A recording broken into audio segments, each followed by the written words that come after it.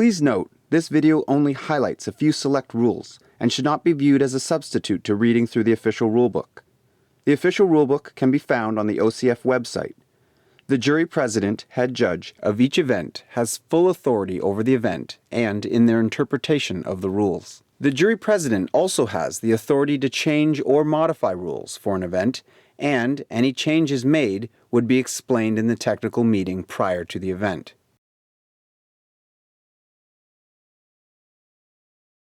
When competitors arrive at the gym, they must first check into the isolation zone, also known as ISO. Each category has a specific ISO closing time that competitors must arrive within.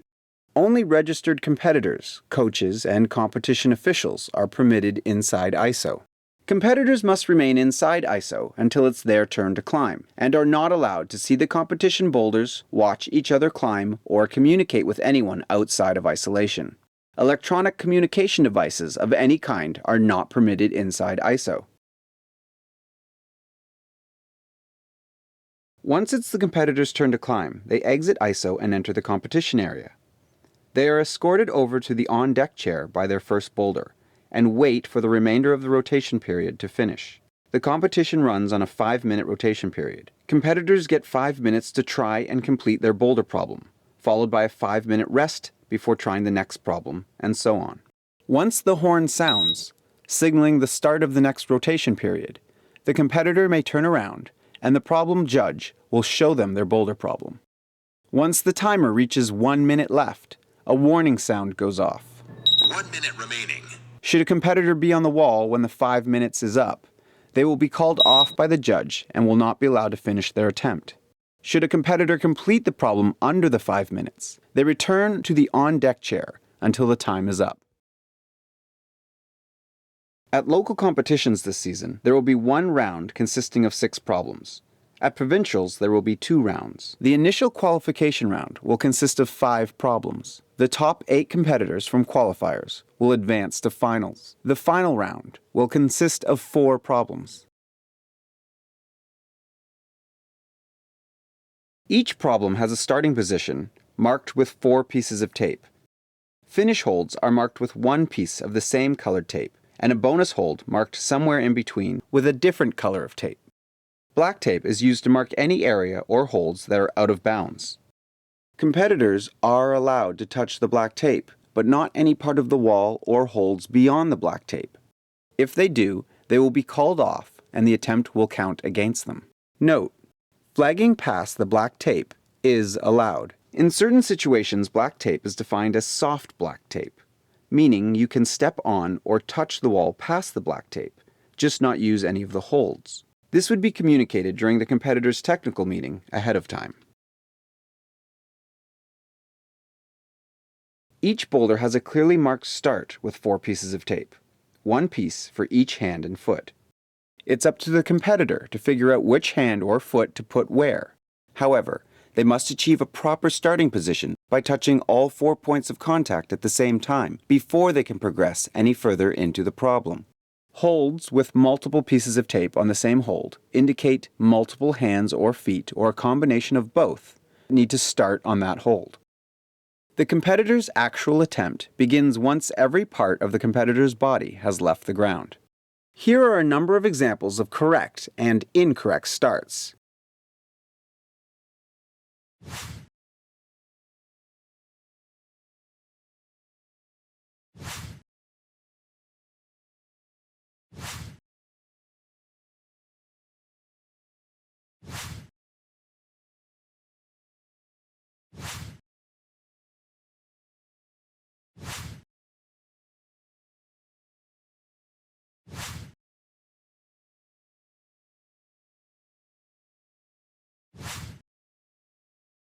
Here are some other situations that occasionally occur during starts and how they are judged. Keep in mind, you can briefly kick with a foot or slap with a hand one of the starting points of contact, so long as all 4 points are touched at the same time. If a volume is taped as a starting point, any hold on the volume, or the volume itself, may be used as a point of contact. You are allowed to put an extra point of contact on a starting hold, so long as you move into the proper starting position before progressing into the problem.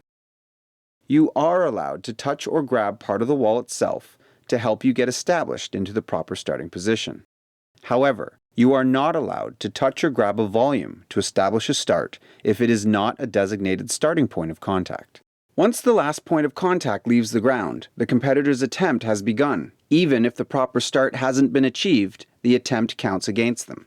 It's important to be careful in adjusting your final point of contact on the ground, as any hop leaving the ground could potentially be perceived as an attempt at the problem judge's discretion. Please note, competitors are not permitted to touch any hold that is not a start hold prior to their attempt, or it will count as an attempt against them. The bonus hold is awarded when a competitor has made use of the hold to achieve a stable or controlled position. Simply reaching out and touching or slapping the bonus hold does not count. Here are a few examples.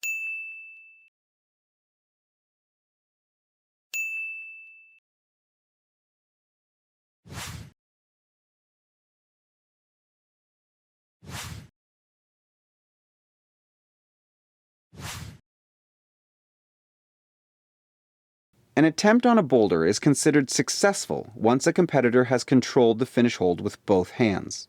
There is no specified amount of time required to hold the finish, but the judge will hold up their hand and announce OK or top once they deem the competitor has controlled the finish with both hands. Here are some examples of successful attempts.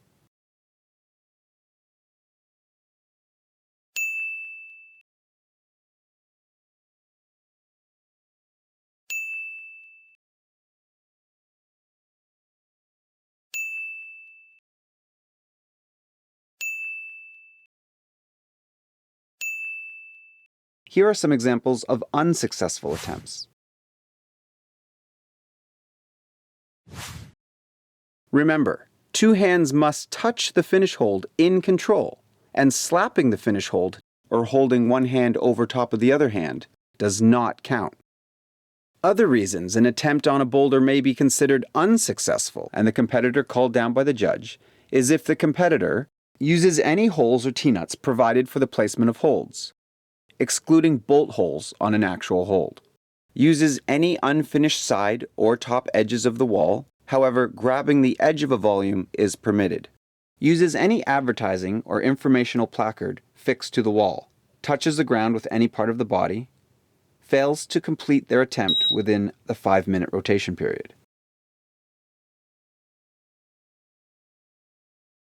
Competitors may brush holds themselves or ask the problem judge to do so as well. Competitors may only clean holds on a boulder with the brushes provided by the organizer and are not allowed to use their own brushes. Competitors may only brush holds they can reach from the ground and are not permitted to add chalk to a brush, add tick marks, or chalk non-start holds from the ground. Competitors are not permitted any audio listening equipment while they are climbing. Spectators are also not permitted to talk to the competitors as they wait in their on-deck chairs. Spectators or coaches are not permitted to give advice or beta to competitors while they are climbing. This includes telling competitors to breathe or relax. General statements like "come on" or "go" are permitted and encouraged. A technical incident is defined as anything that results in a disadvantage or unfair advantage to a competitor, which is not the result of an action on the part of the competitor.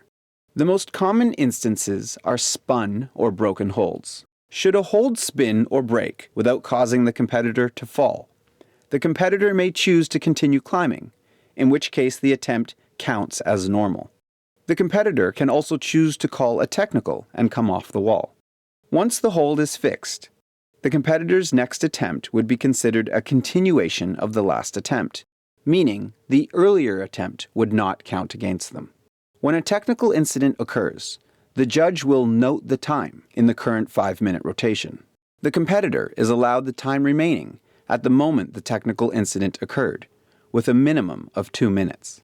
If the technical can be fixed quickly within the current time rotation period, the competitor can simply choose to resume their attempts in the current time period. Otherwise, the competitor can choose to resume their attempts with the noted time remaining, with a minimum of 2 minutes, in a future rotation period to be determined by the head judge. Once a competitor's last point of contact has left the ground, the problem judge will mark down a lowercase l under the attempt. If the competitor reaches the bonus hold, the judge will turn the L into a lowercase t under the same attempt. If the competitor then tops the problem, the judge will turn the lowercase t into an uppercase t. At the end of the round, officials total up the attempts, tops, and bonuses. In this example, the competitor topped 3 of the 5 problems. It took 7 attempts to get those tops. They reached the bonus on 4 of the 5 problems, and it took 8 attempts to get those 4 bonuses. Note, you don't get more points for reaching the same bonus hold multiple times, only the first time. The competitor who tops the most problems wins. If 2 or more competitors have the same number of tops, then the competitor who was able to top those problems in the fewest attempts is ranked higher. If there are competitors with equal tops, equal attempts to tops, and equal bonuses, then the number of attempts to get those bonuses is used. If competitors have an identical score at a local competition, they remain tied. If they are tied at provincials during finals, the competitor with the higher ranking during qualifiers will be ranked higher. Appeals concerning the judgment or scoring of an attempt may be made by competitors or registered coaches. They can be made during the competition or within 10 minutes of the posted results. Appeals must be made in writing and accompanied by a $75 appeals fee. Should the appeal be upheld, the fee will be returned. The jury president may take one of the following actions in respect to the infringements of competition rules by a competitor or coach. 1. An informal warning. 2. An official warning followed by the showing of a yellow card. 3. Disqualification and the showing of a red card. The issue of 2 yellow cards at the same event will result in the disqualification of the competitor or coach from that competition. The issue of 3 yellow cards in the same season will result in the disqualification of the competitor or coach at the next sanctioned competition. Yellow card offenses include the following.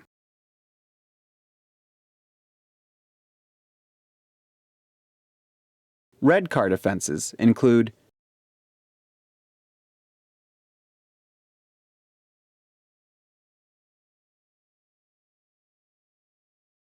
Once again, please note, this video only highlights a few select rules and should not be viewed as a substitute to reading through the official rulebook. The official rulebook can be found on the OCF website at www.climbontario.ca.